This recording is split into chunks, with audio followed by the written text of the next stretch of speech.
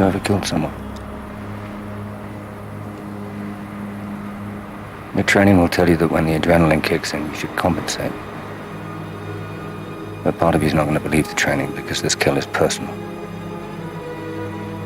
Take a deep breath. You only need one shot. Make it count. This is James Bond. I mean, and there are certain rules that apply to this man. Casino Royale ends by James Bond shooting me in the knee. He has learned his lesson that you don't kill people before you ask the questions. Bond finds that there was something, this organization that was behind Vesper's death and what was going on with Le Chiffre is a much bigger organization than he'd imagined, or that MI6 had imagined. It's an organization they'd never heard of.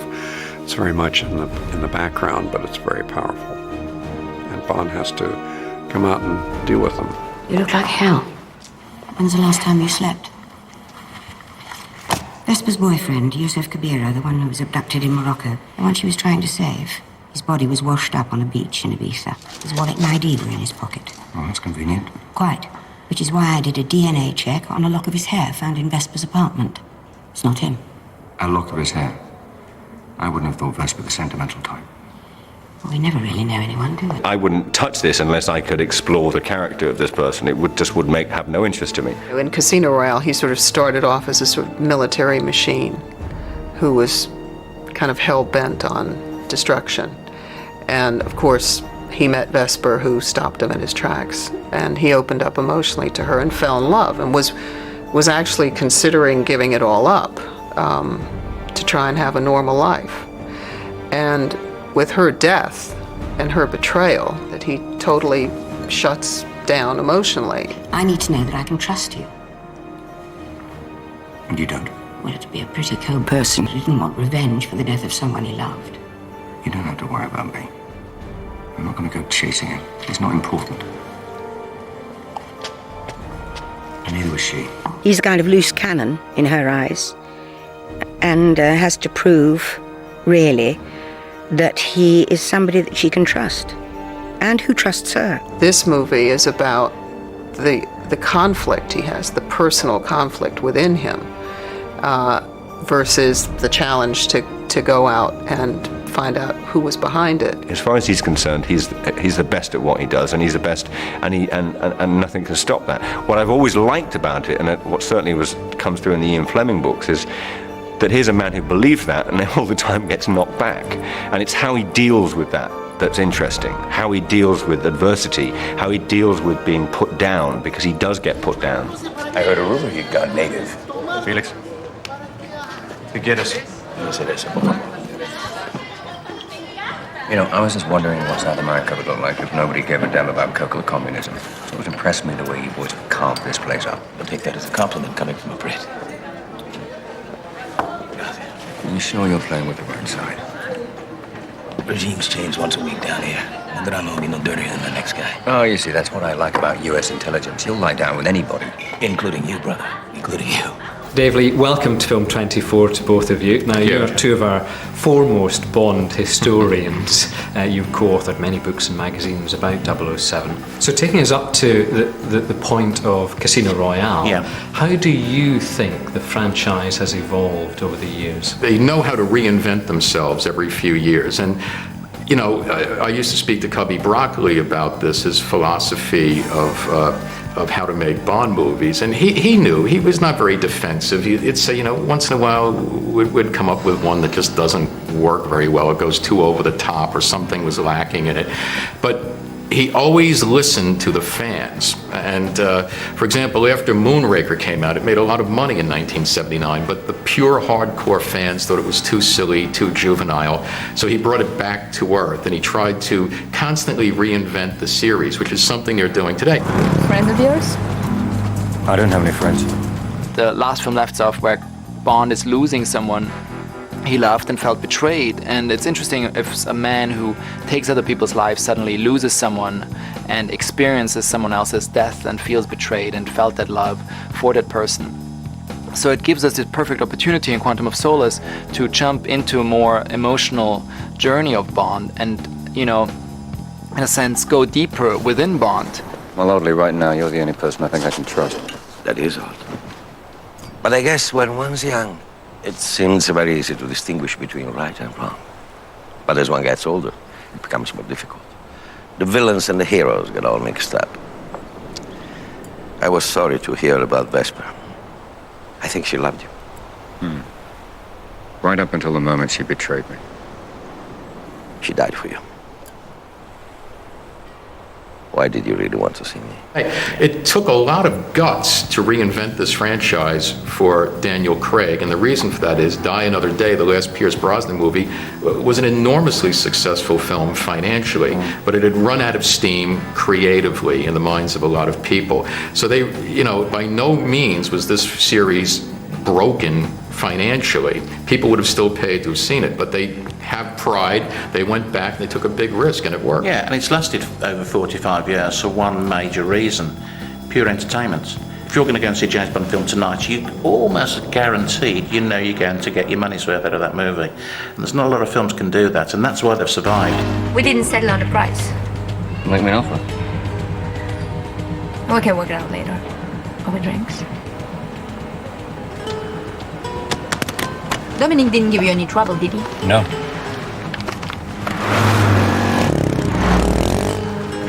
What the hell is this? I think someone wants to kill you. Camille is driven by revenge because of things that happened to her and her family in the past, and she has to get her revenge. So the whole, through the whole movie, she's concentrated on that, and she goes straight to the goal. That's all that interests her. She's very determined. She's independent and strong. She's not afraid to die. Mathis. What do you want? Come to apologize? My character is the same as he was in Casino Royale. Mattis was ambiguous in that movie, that film. I think the timing suits you. None for him. Sorry, he's in a bad mood today. Quest'uomo mi ha fatto imprigionare e poi mi ha fatto anche torturare. E tu adesso che fai? Gli servi del vino? È un vino qualsiasi. Poi quando hanno capito che non eri colpevole ti hanno anche comprato questa casa. In fondo gli devi qualcosa, no? Gemma, perché non ti vai a prendere un po' di tintarella che è meglio? Va bene. It was difficult to understand if he was a good guy or a bad guy. The audience, even Bond, didn't really know. But I think that a true spy is always more intriguing if he remains ambiguous. Mr. Bond, my name is Fields. I'm from the consulate. Of course you are. I play Agent Fields, and she works for the consulate. My orders are to turn you around and put you on the first plane back to London. Those orders include my friend Mathis. I'm sorry, I don't know who you are. She's sent to just send Bond her on his way back home, but she ends up getting charmed by him, and she kind of gets caught up in Bond's business without really knowing what's going on. I have a pest.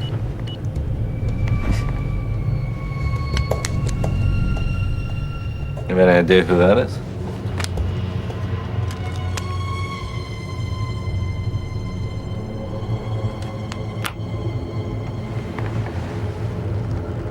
Sorry.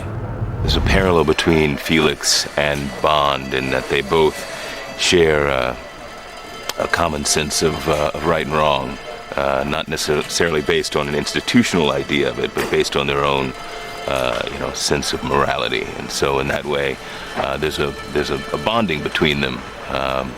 And so Felix acts out of that sensibility as opposed to the company line, I suppose. It's James Bond, British Secret Service. I don't know how I could have missed that.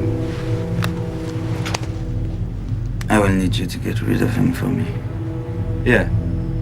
That's not gonna be a problem. The problem Bond has in this film is that as the villain has a facade, it takes him time to know where the danger is coming from. And once he knows that, once he pointed my face, he knows this face, he doesn't even really understand what I'm looking for.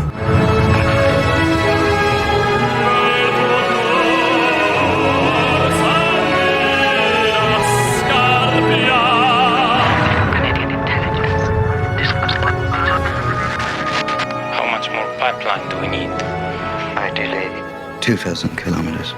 Are there any objections? No. Not here. No objections. Transfer the funds from our Siberian holdings. Done.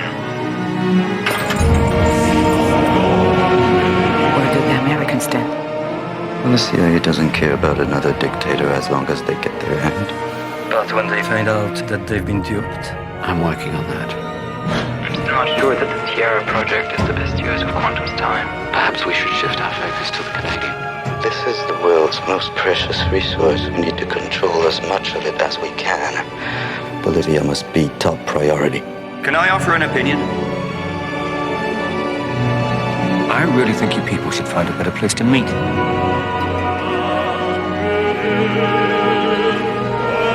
Initially, when I met him, we just spoken generally about Bond and just like got to know each other a little bit, and I just got this feeling that I would feel that the two of us could work very well together. And then once I agreed to do the film and we sat down and started working on the script, I proved to be right, because he was so smart and so intelligent, and we both saw eye to eye. We both had very similar sensitivities about the character and what the character should do and how it should act and react to things, that it was a very positive working relationship. We never really know someone, do we? But I do need to know Bond. We knew each other, and when you know an actor, it makes it that much easier, because you understand how they work and they understand you, and you could kind of shortcut things. Don't worry about me. I'm not going to go chasing. He's hugely good fun and unbelievably concentrated. It's a great mixture. Ian Fleming wrote a very complex character in James Bond, and so much so that the character's been able to morph, through the various actors who have played him and through various generations. And there is a lot of, in the books, he internalizes his feelings a lot. You feel that inside Daniel Craig. He plays and he does that. Sort of intimate struggle.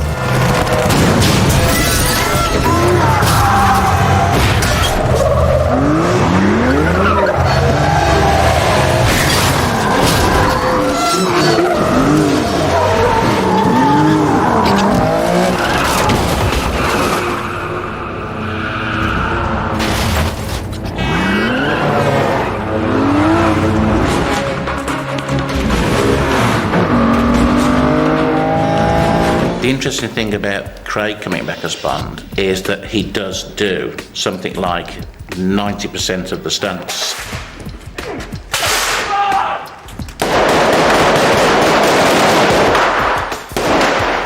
Traditionally, it's always been that that's what actors do. And if you take movies back to Buster Keaton and Charlie Chaplin, that's what those guys did. They didn't have doubles. They were the ones falling out the window. They were the ones with the house falling on top of them. And I kind of feel there's a tradition there that as long as I can physically do it, I should be trying to keep up with that.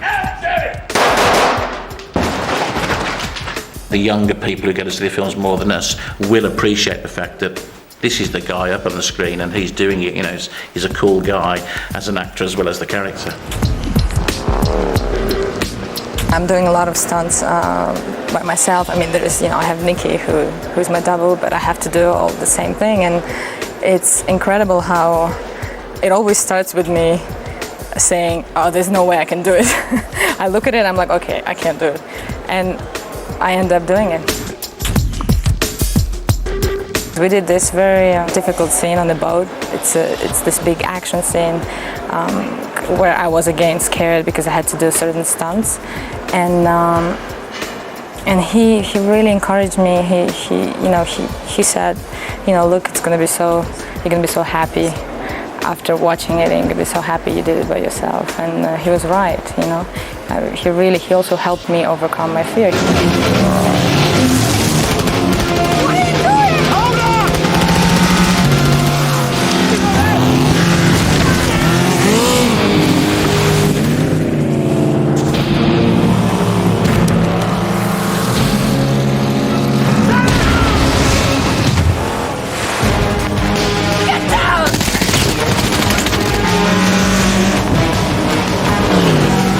Even the worst James Bond film is probably better than most other movies that are released that year or that week.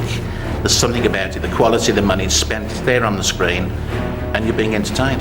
That's what going to movies is all about, entertainment. It will be very intense. The emotional journey he's on, I think by the end, you really feel that he has regained his humanity. To feel secure about where this is going, to feel secure that Bond is in a really good place, in a really healthy place, that we can be proud that it's still, you know, I mean, as I am, that it's a sort of this British character that still exists and still carries on. Daniel Craig is James Bond. He's the man. The franchise is his for as long as he wants it. Thank you both very much. Thank you very much. Cheers. Thank you. We're not leaving a lot of time for people to breathe in this movie. We need you to get rid of him. When you can't tell your friends from your enemies, it's time to go. Right now, I think you're the only person I can trust. James, move your ass. I wish I could set you free, but your prison is in there.